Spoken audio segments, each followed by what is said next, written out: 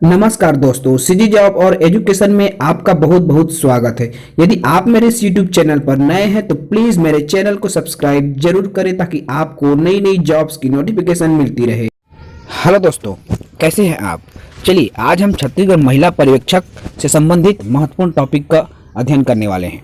Sankranti special topic आज मैं लेकर आया हूँ, जिसमें हम पढ़ेंगे आज भारत के स्वास्थ्य योजना और हमारे राज्य छत्तीसगढ़ में क्या क्या स्वास्थ्य योजना संचालित किया जाता है छत्तीसगढ़ सरकार द्वारा। इसके साथ साथ हम आज पढ़ेंगे टीकाकरण कार्यक्रम से संबंधित महत्वपूर्ण जानकारी।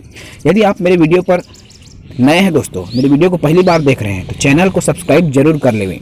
ये वीडियो लंबा होने वाला है दोस्तों, तो चलिए शुरू करते हैं। देखिए दोस्तों, भारत में स्वास्थ्य योजनाएं, जिसमें हमारा पहला है जननी सुरक्षा योजना।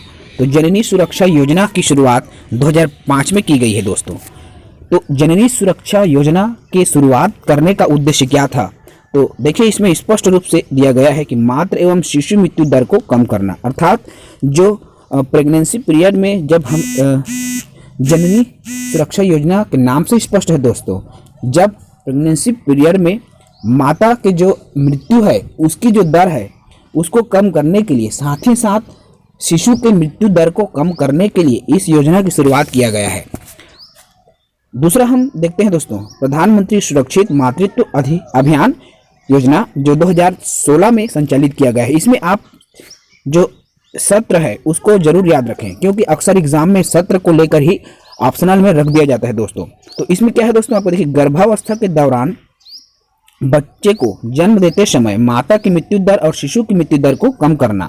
तो इसमें भी वही है, अर्थात माता और बच्चों की जो मृत्यु दर है उसको कम करने के लिए भारत में इन योजनाओं की शुरुआत की गई है, जिसमें आपका एक प्रधानमंत्री सुरक्षित मातृत्व अभियान योजना भी आता है दोस्तों। तो ये महत्वपूर्ण टॉपिक है जिसका हम आज स्टडी कर रहे हैं। तो अगला हम टॉपिक की ओर बढ़ते हैं दोस्तों, जो बहुत ही इंपॉर्टेंट टॉपिक है। यदि हम इन टॉपिक को स्टडी करेंगे तो हमें समझ में आएगा। चलिए हम अगला टॉपिक स्टडी करते हैं। देखिए दोस्तों, इसमें हम तीसरे टॉपिक की बात करेंगे कि तीसरा टॉपिक क्या कहा जा रहा है। तो तीसरा टॉपिक है हमारा मिशन इंद्रधनुष, जिसकी शुरुआत 2014 में की गई है। मिशन इंद्रधनुष का उद्देश्य उन बच्चों को 2020 तक टीकाकरण करना है जिन्हें टीके नहीं लगे हैं। तो मिशन इंद्रधनुष का उद्देश्य है जो हमारे शिशु बच्चे होते हैं उनको टीकाकरण पर्याप्त, अर्थात संपूर्ण टीकाकरण अभियान, अर्थात संपूर्ण टीकाकरण उन बच्चों को देना जिनको अभी तक टीका नहीं लगा है। यह 2020 तक लक्ष्य रखा गया है, अर्थात इन मिशन इंद्रधनुष में टीकाकरण का लक्ष्य 2020 तक संपूर्ण बच्चों को कंप्लीट करने का लक्ष्य रखा गया है केंद्र सरकार द्वारा। तो इस योजना में डिप्टेरिया, बलगम, टिटनेस, पोलियो, तपेदिक, खसरा, हेपेटाइटिस बी को रोकने के लिए 7 टीके आंशिक रूप से लगे हैं। तो कितने टीके लगे हैं दोस्तों? 7 टीके आंशिक रूप से लगे हैं। तो इसको आप बिल्कुल याद रखें, क्योंकि मिशन इंद्रधनुष के अंतर्गत कितने टीके लगे होते हैं या कितने टीके बालकों को लगाए जाते हैं, ऐसा प्रश्न पूछा जा सकता है। चलिए दोस्तों, हम अगले टॉपिक की बात कर लेते हैं। टॉपिक जिसमें हमारा है चौथा। तो चौथा क्या है दोस्तों? पोषण अभियान, जिसकी शुरुआत 2018 में की गई है। तो पोषण शुरुआत क्या कहता है? बच्चों, बालिग बालिकाएं, गर्भवती महिलाएं एवं स्तनपान कराने वाली माताओं में पोषण की कमी को सुधारना है। अर्थात जब माताएं जिनकी छोटे छोटे शिशु होते हैं, बच्चे होते हैं, उनको स्तनपान के दौरान पोषक तत्वों की कमी हो जाती है, जिनकी वजह से माताओं को दूध नहीं आ पाता। इसी वजह से उनकी इस पोषक तत्व की जो कमी है, स्तनपान अच्छे से बच्चों को मिल सके ताकि उन शिशु बच्चों को सही पोषण आहार मिले। इसके लिए पोषण अभियान की शुरुआत 2018 में केंद्र सरकार द्वारा की गई है दोस्तों। इसमें आपका बच्चों को विकास की कमी ना हो, कुपोषण, एनीमिया ना हो। देखिए, एनीमिया क्या होता है? खून की कमी, है ना। बच्चों को अगर सही पोषण आहार नहीं मिल पाता तो बच्चों में विभिन्न प्रकार की कुपोषण की समस्या आ जाती है, जिसमें खून की कमी भी एक गंभीर समस्या होती है। तो इन तमाम कमियों को दूर करने के लिए केंद्र सरकार द्वारा पोषण अभियान की शुरुआत 2018 में की गई है दोस्तों। चलिए हम अगला बात करते हैं, पांचवा। तो पांचवा योजना क्या है? राष्ट्रीय बाल स्वास्थ्य कार्यक्रम। तो राष्ट्रीय बाल स्वास्थ्य कार्यक्रम का उद्देश्य है राष्ट्रीय बाल स्वास्थ्य कार्यक्रम का उद्देश्य 0 से 18 वर्ष अर्थात 0 से 18 वर्ष जन्म शिशु पूर्व अवस्था से 18 वर्ष के 27 करोड़ से भी अधिक बच्चों में 4 प्रकार की परेशानियों की जांच करना है। तो जो 0 से 18 वर्ष के जो बालक होते हैं दोस्तों, है ना, तो उनमें 4 प्रकार की समस्या होती है। तो उन 4 प्रकार की समस्याओं को जांचना कि क्या क्या उनमें समस्या होती है। तो इनके लिए राष्ट्रीय बाल स्वास्थ्य कार्यक्रम चलाया गया है, जिसमें आपका विकार, बीमारी, कमी और विकलांगता ये सभी जांच किया जाता है। किसमें किया जाता है? तो राष्ट्रीय बाल स्वास्थ्य कार्यक्रम के अंतर्गत इन 4 प्रकार की जांच की जाती है दोस्तों। तो बहुत ही अच्छी टॉपिक है। बिल्कुल हम क्रमवार स्टडी कर रहे हैं जितने भी केंद्र सरकार की जो स्वास्थ्य संबंधी योजनाएं हैं उनका। चलिए हम अगली योजना की तरफ बढ़ते हैं। योजना 6वां है तो प्रधानमंत्री मातृ वंदना योजना। तो प्रधानमंत्री मातृ वंदना योजना की शुरुआत क्यों की गई दोस्तों? देखिए, मातृत्व सहयोग योजना के नाम को बदलकर प्रधानमंत्री मातृत्व योजना, देखिए इसके नाम को भी परिवर्तित केंद्र सरकार द्वारा किया गया है, जिसमें पहला सबसे शुरू में आपका नाम था इसका प्रधानमंत्री मातृ वंदना योजना, मातृत्व सहयोग योजना के नाम को बदल करके किया गया। अर्थात इनका पुराना नाम मातृत्व सहयोग योजना था, जिन्हें बदल करके प्रधानमंत्री मातृ वंदना योजना रखा गया। इसको भी आप याद रखें, क्योंकि कभी कभी पेपर में उसके नए नाम या पुराने नाम को भी पूछ दिया जाता है। इस योजना के तहत सरकार द्वारा गर्भवती और स्तनपान कराने वाली माताओं को पहले जीवित जन्म के लिए 6,000 रुपए की आर्थिक सहायता प्रदान की जा रही है। देखिए, प्रधानमंत्री मातृ वंदना योजना में जब गर्भवती जो महिलाएं, गर्भवती माताएं हैं, स्तनपान कराने वाली जो माताएं हैं, उनको पहले जीवित जन्म के लिए अगर उनकी प्रथम जीवित संतान जन्म लेती है तो उनको 6,000 रुपए आर्थिक सहायता केंद्र सरकार द्वारा दी जाती है। किस योजना के तहत? तो प्रधानमंत्री मातृ वंदना योजना के तहत 6,000 रुपए उसको आर्थिक सहायता राशि प्रदान की जाती है केंद्र सरकार द्वारा। इसको बिल्कुल आप याद रखें दोस्तों। चलिए अगला हम देखते हैं, आगे बढ़ते हैं। 7वां राष्ट्रीय स्वास्थ्य मिशन। राष्ट्रीय स्वास्थ्य मिशन जिन्हें हम NHM कहते हैं, इसमें 2 मिशन शामिल होती है। क्या क्या 2 मिशन शामिल होती है? तो राष्ट्रीय ग्रामीण स्वास्थ्य मिशन और राष्ट्रीय शहरी स्वास्थ्य मिशन। ठीक है, जो राष्ट्रीय ग्रामीण स्वास्थ्य मिशन की स्थापना 2005 में किया गया था और शहरी स्वास्थ्य मिशन की स्थापना 2013 में किया गया था। राष्ट्रीय स्वास्थ्य मिशन ग्रामीण और शहरी दोनों क्षेत्रों में काम करता है। रूरल और जो आपका सिटी एरिया है, उन दोनों जगहों में ये स्वास्थ्य मिशन काम करता है। तो शिशु मृत्यु दर और मातृत्व मृत्यु दर में कमी लाना राष्ट्रीय स्वास्थ्य मिशन का उद्देश्य है। हर नागरिक को लोक स्वास्थ्य सेवाओं तक पहुंच सुलभ कराना। देखो, राष्ट्रीय स्वास्थ्य मिशन के अंतर्गत प्रत्येक नागरिक, चाहे गांव के व किसी भी कोने में निवासरत हो, उन तक स्वास्थ्य सुविधाओं की बेहतर पहुंच हो, इसके लिए भी राष्ट्रीय स्वास्थ्य मिशन की स्थापना की गई है। साथ ही साथ दोस्तों, आपका संचारी और असंचारी रोगों की रोकथाम के लिए भी इस योजना की शुरुआत की गई है। देखिए, संचारी और असंचारी, संचार अर्थात फैलने वाले जो रोग है ना, उनकी रोकथाम के लिए और उनके नियंत्रण के लिए इस योजना की शुरुआत किया गया है। साथ ही साथ जनसंख्या नियंत्रण के साथ साथ लिंग व जनसंख्यिकी संतुलन। देखिए, जनसंख्या नियंत्रण अर्थात जनसंख्या कंट्रोल किया जा सके, इसके साथ साथ लिंग की जो समानता है, अर्थात यदि लड़की पैदा होता है तो उनको भ्रूण हत्या कर दी जाती है। ऐसी जो असमानताएं हैं हमारे देश में, उनको दूर करने के लिए राष्ट्रीय स्वास्थ्य मिशन नामक इस योजना की शुरुआत की गई है। ऐसे ही साथ साथ दोस्तों, स्वास्थ्य जीवनचर्या और आयुष के माध्यम से वैकल्पिक औषधि पद्धतियों को प्रोत्साहित करना। इसके तहत गांव के प्रशिक्षित महिला स्वास्थ्य कार्यकर्ता, जिसको हम आशा बोलते हैं, उसको भी लगाया गया है। इन्हें आपका राष्ट्रीय स्वास्थ्य मिशन के अंतर्गत जितने भी मितानिन हैं, जितने भी महिला स्वास्थ्य कार्यकर्ता हैं, आशा है, उनको भी इस योजना के तहत जोड़ा गया है दोस्तों। तो बहुत ही अच्छी नॉलेज हम इस वीडियो में आपको दे रहे हैं, अंत तक जरूर बने रहें। चलिए हम अगला देखते हैं दोस्तों, प्रधानमंत्री मातृ वंदना योजना। तो प्रधानमंत्री मातृ वंदना योजना के तहत मातृत्व सहयोग योजना के नाम को बदलकर मातृत्व वंदना योजना की गई। हाँ, इसको हम पढ़ लिए हैं दोस्तों।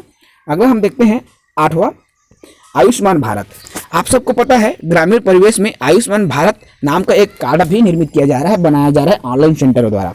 तो आयुष्मान भारत क्या कहता है, इनके क्या लक्ष्य निर्धारित किए गए हैं? तो यह योजना राष्ट्रीय स्वास्थ्य बीमा योजना और वरिष्ठ नागरिक स्वास्थ्य बीमा योजना को मिलाकर के बनाई गई। देखिए, इस योजना को 2 बीमा योजना को मिलाकर नागरिक स्वास्थ्य बीमा योजना और स्वास्थ्य बीमा योजना वरिष्ठ नागरिक, इन दोनों को मिला करके आयुष्मान भारत योजना निर्मित की गई है।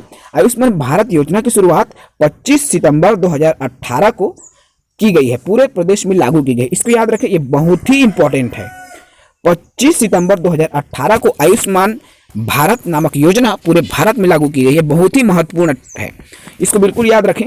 उसके बाद इस योजना के तहत गरीबी रेखा के नीचे गुजर बसर करने वाले परिवारों को 5 लाख रुपए तक का हेल्थ कवरेज दिया जाएगा, अर्थात 5 लाख तक निःशुल्क इलाज गरीबी रेखा के नीचे जीवन यापन करने वाले जितने भी नागरिक हैं उनको आयुष्मान भारत योजना के तहत फ्री में इलाज किया जाएगा 5 लाख रुपए तक। इस योजना को सफल होने के बाद मध्यम वर्ग के परिवारों को भी इसमें शामिल किया जाएगा। यदि ये योजना सफल होती है तो केंद्र सरकार का उद्देश्य है कि मध्यम वर्गीय परिवार है उनको भी इस योजना का लाभ प्रदान किया जाएगा। तो बहुत ही अच्छी, इसमें देखो दोस्तों, इसमें आपका 60% केंद्र सरकार और 40% खर्च राज्य सरकार को देना पड़ता है ना। केंद्र 60% केंद्र सरकार वहन करता है और 40% राज्य सरकार इसमें जो होने वाली आर्थिक खर्च है उनको वहन करता है। तो राष्ट्रीय स्वास्थ्य बीमा योजना, तो अब देखिए राष्ट्रीय स्वास्थ्य बीमा योजना की हम बात कर लेते हैं। तो यह स्वास्थ्य बीमा योजना की शुरुआत 1 अप्रैल 2008 को की गई थी। ठीक है, इसको हम सामान्य चीज़ों में जानते हैं कि इस योजना की शुरुआत कब हुई, कैसे हुई। तो ये बहुत ही महत्वपूर्ण योजनाएं हैं।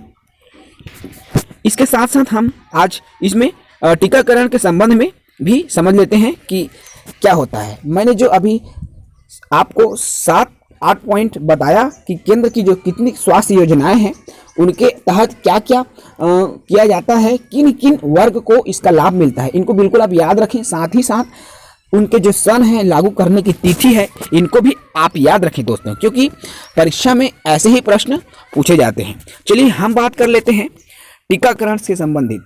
तो देखिए टीकाकरण से बच्चों में किन किन रोगों से सुरक्षा संभव है, अर्थात हम किन किन रोगों से टीकाकरण के माध्यम से बच सकते हैं। तो भारत में ऐसे 6 प्रकार के संक्रामक रोग हैं जो प्रतिदिन हजारों बच्चों की जान ले लेते हैं, उन्हें हम रोक सकते हैं। अगर ये रोग बच्चों में आ जाता है तो बच्चों में अपंगता जैसी, विकलांगता जैसी स्थिति निर्मित हो जाती है। तो ये क्या क्या रोग हैं? 6-7 प्रकार के रोग हैं दोस्तों। देखिए पहला है आपका खसरा, टिटनेस, पोलियो, क्षय रोग, गलघोटू, काली खांसी और हेपेटाइटिस बी। ये 6-7 प्रकार के रोग हैं, 6-7 प्रकार के रोग हैं जिससे बालकों में अपंगता जैसी समस्याएं उत्पन्न हो जाती है। तो इसके अतिरिक्त गर्भवती महिलाओं को टिटनस के टीके भी लगाकर उन्हें नवजात शिशुओं को टिटनेस से बचाया जाता है। देखो यदि गर्भवती महिलाओं को टिटनस का सुई लगा दिया जाए तो कुछ रोगों से बालक भी सुरक्षित हो जाते हैं। इसीलिए टिटनेस की गर्भवती जो महिलाएं हैं, माताएं हैं, उनको साथ ही साथ बालकों को भी टिटनेस का इंजेक्शन लगाया जाता है। टीके कैसे दिए जाते हैं तो इसको भी हम जान लेते हैं।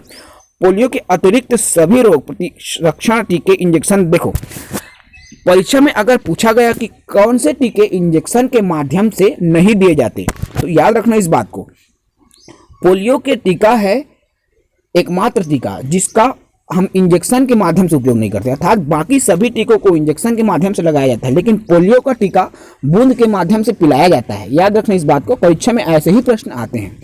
कौन सा टीका इंजेक्शन के माध्यम से नहीं लगाया जाता तो इसका उत्तर होगा पोलियो। पोलियो का टीका इंजेक्शन के माध्यम से नहीं लगाया जाता। पोलियो का टीका क्या किया, दवा के रूप में बच्चों के मुंह में डालकर उसको पिलाया जाता है। तो चलिए अब हम छत्तीसगढ़ राज्य सरकार द्वारा कौन कौन सी स्वास्थ्य संबंधी योजनाएं राज्य सरकार के जितने भी नागरिक हैं, जितने भी बालक हैं, शिशु, जितने भी माताएं हैं, उनके लिए कौन कौन सी योजनाएं छत्तीसगढ़ सरकार द्वारा लाया गया है, तो आज हम उनका स्टडी कर लेते हैं। देखिए दोस्तों, सबसे पहला योजना है मुख्यमंत्री सुपोषण योजना। तो मुख्यमंत्री सुपोषण योजना, तो इस मुख्यमंत्री सुपोषण अभियान योजना के अंतर्गत बच्चों एवं माताओं, महिलाओं के लिए कुपोषण तथा एनीमिया से मुक्त रखा गया है।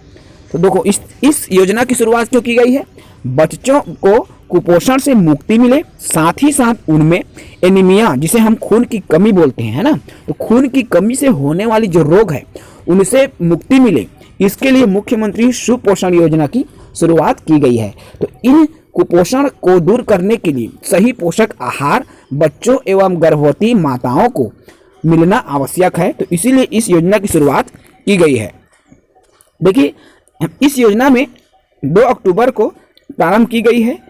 कहाँ से प्रारंभ की गई है? बस्तर से इस योजना की शुरुआत की गई है। इसको बिल्कुल याद रखें, कौन से जिले से प्रारंभ की गई है और कब की गई है, ऐसा प्रश्न पेपर में बनता है। तो देखिए अब इस योजना का क्या क्या लक्ष्य रखा गया है। तो 0 से 5 वर्ष तक के बच्चों को तथा साथ ही साथ 15 से 49 वर्ष तक की बालिकाओं एवं महिलाओं के लिए इस योजना को रखा गया है।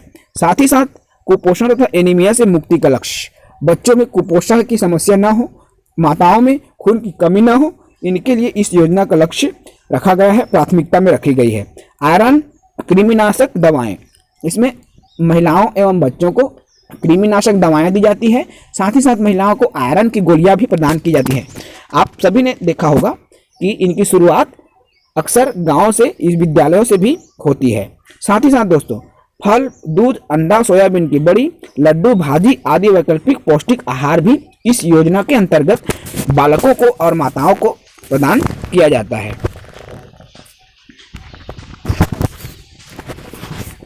तो ये योजना बहुत ही महत्वपूर्ण है। इसमें किन किन लोगों को शामिल किया गया है, किन किन, देखिए आपका आंगनबाड़ी स्कूल के अलावा पहुंच के स्थानों पर जिला प्रशासन द्वारा चिन्हित जितने भी वितरण केंद्र है वहां पर इस योजना का शुरुआत किया गया है। इसमें आप आंगनबाड़ी में भी अक्सर आप देखेंगे कि इस योजना के तहत जो भी कार्य किए जाते हैं उनका संचालन किया जाता है। ऐसे ही सामुदायिक चेतना व जवाबदेही प्रशासन की होती है।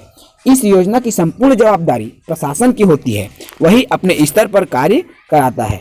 उसके बाद दोस्तों देखिए छत्तीसगढ़ सार्वभौम पीडीएस, यह भी एक योजना है छत्तीसगढ़ सरकार द्वारा। इसके अंतर्गत प्रति राशन कार्ड 35 किलो चावल बीपीएल कार्डधारियों को प्रदान किया जाता है। तो किस योजना के तहत बीपीएल कार्डधारियों को प्रदान किया जाता है? छत्तीसगढ़ सार्वभौम पीडीएस योजना। तो इस योजना के तहत 35 किलो चावल प्रति राशन कार्ड दिया जाता है। इसमें बीपीएल को 6वें सदस्य से प्रति किलो अतिरिक्त चावल, एपीएल परिवारों को 10 रुपये किलो में चावल प्रदान किया जाता है। शहरी गरीबों को भी मिट्टी का तेल उपलब्ध कराया जाता है। तो इस योजना की शुरुआत कब की गई थी? 2 अक्टूबर। 2 अक्टूबर को स्थान बस्तर से किया गया था। तो इसमें क्या क्या है लाभान्वित? तो देखिए प्रति राशन कार्ड आपको 35 रुपये किलो चावल देने का वादा निभाया गया है। साथ ही साथ बीपीएल को 6वें सदस्य के प्रति 7 किलो अतिरिक्त चावल भी आपको प्रदान किया जाएगा। ऐसे ही यदि आप एपीएल कार्ड धारी हैं 10 रुपये किलो में भी आपको चावल प्रदान किया जाएगा।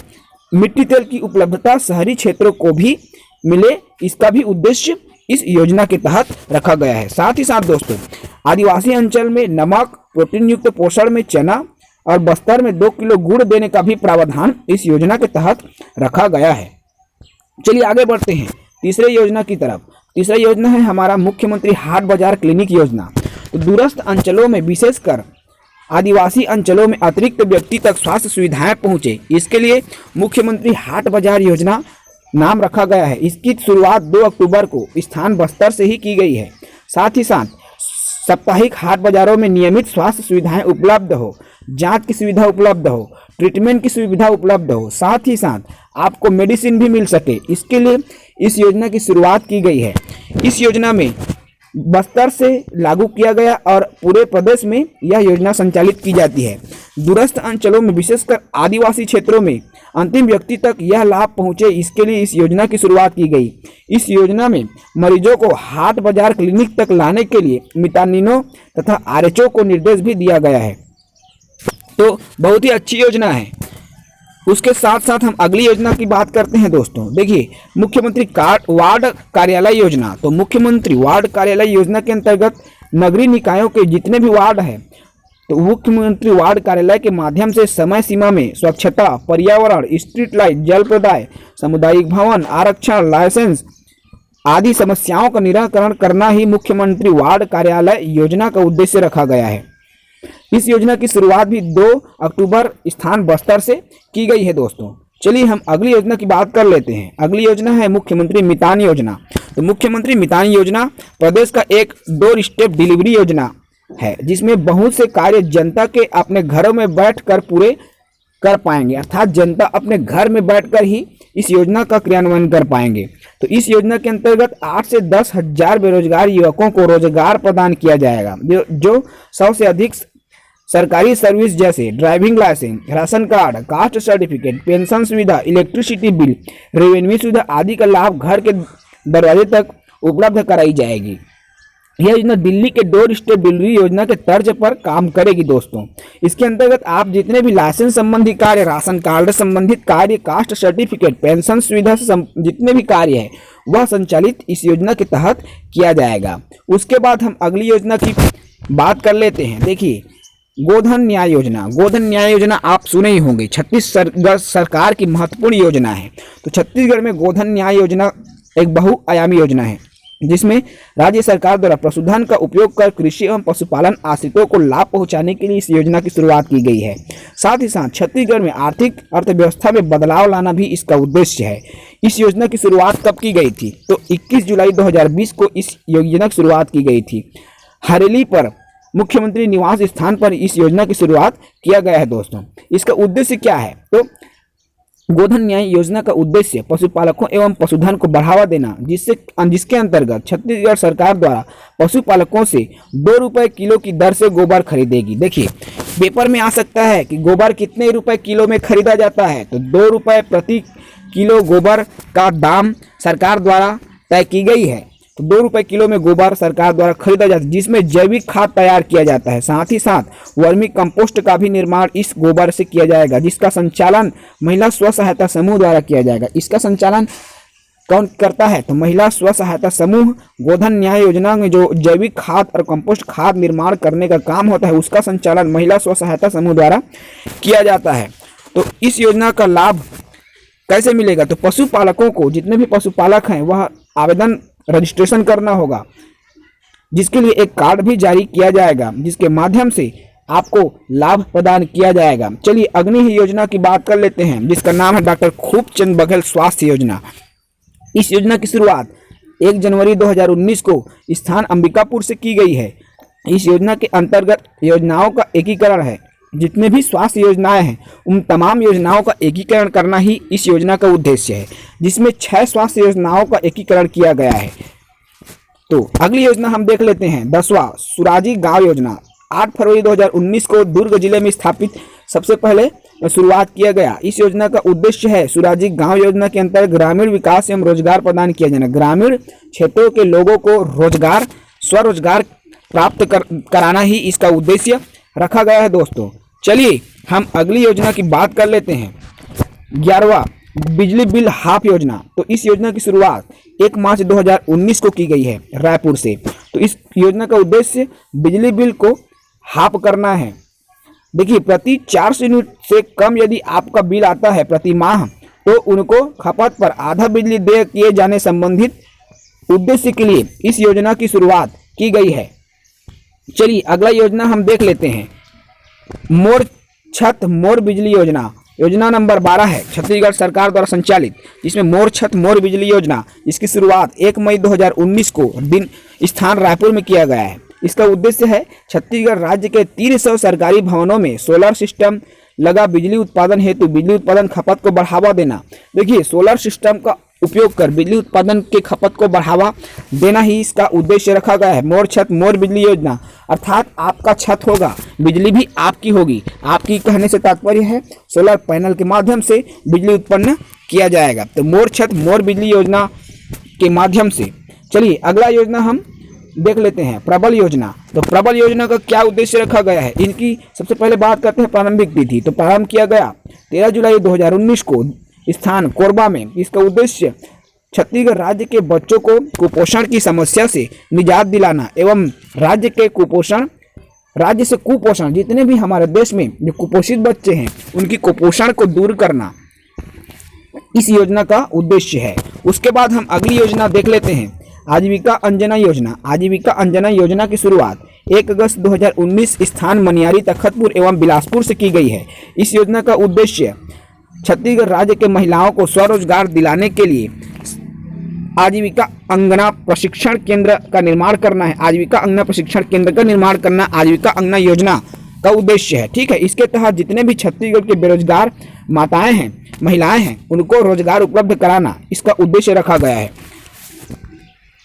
उसके बाद अगला योजना है योजना 15, देखिए मिनी माता अमृत धारा नल योजना। इसकी शुरुआत 11 अगस्त 2019 को की गई है स्थान दुर्ग में। तो इसका उद्देश्य क्या है? तो छत्तीसगढ़ राज्य के जितने भी बीपीएल परिवार हैं, गरीबी रेखा में जो आते हैं, वे सभी परिवार को निःशुल्क नल कनेक्शन प्रदान करने के लिए इस योजना की शुरुआत की गई है। अगली योजना की हम बात कर लेते हैं, पवन पसारी योजना। तो पवन पसारी योजना की शुरुआत कब की गई है, हम उनकी भी कंप्लीट जानकारी इस वीडियो में देख लेते हैं कि क्या है ये योजना, क्यों इस योजना की शुरुआत की गई है।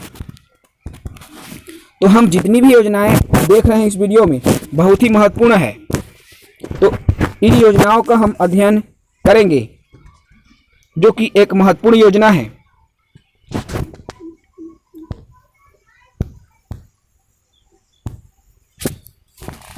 पवन पसारी योजना यह दंतेवाड़ा जिले से प्रारंभ की गई है दोस्तों। 29 अगस्त 2019 से इस योजना की शुरुआत की गई है। तो इस योजना का उद्देश्य है नगरीय निकाय के बाजारों में परंपरागत और स्थानीय व्यवसायों को एकजुट करके उन्हें बढ़ावा प्रदान करना, अर्थात जो स्थानीय जो बाजार है, उनके व्यवसाय है, उनको भी एकजुट करना, उनको बढ़ावा देना इस योजना का उद्देश्य है, ताकि स्थानीय व्यवसायों को भी सुदृढ़ किया जा सके, उनमें रोजगार का सृजन किया जा सके। जो छोटे छोटे फुटकर विक्रेता होते हैं, जो छोटे छोटे व्यवसायी होते हैं, उनके व्यवसाय को भी सही तरीके से बढ़ाया जा सके, इसके लिए इस योजना की शुरुआत की गई है दोस्तों। तो बहुत ही अच्छी योजना है, सरकार द्वारा क्रियान्वित किया गया है। तो आज का ये वीडियो बहुत ही महत्वपूर्ण था दोस्तों। इसमें से 1 या 2 नंबर के प्रश्न आपके छत्तीसगढ़ महिला पर्यवेक्षक परीक्षा में अनिवार्य रूप से पूछा जाएगा।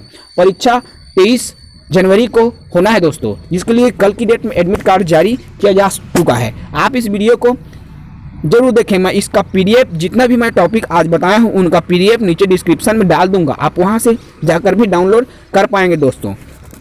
आज के लिए बस इतना ही। अगले दिन हम अगले टॉपिक के साथ मिलेंगे। तब तक के लिए जय हिंद, जय भारत, जय छत्तीसगढ़।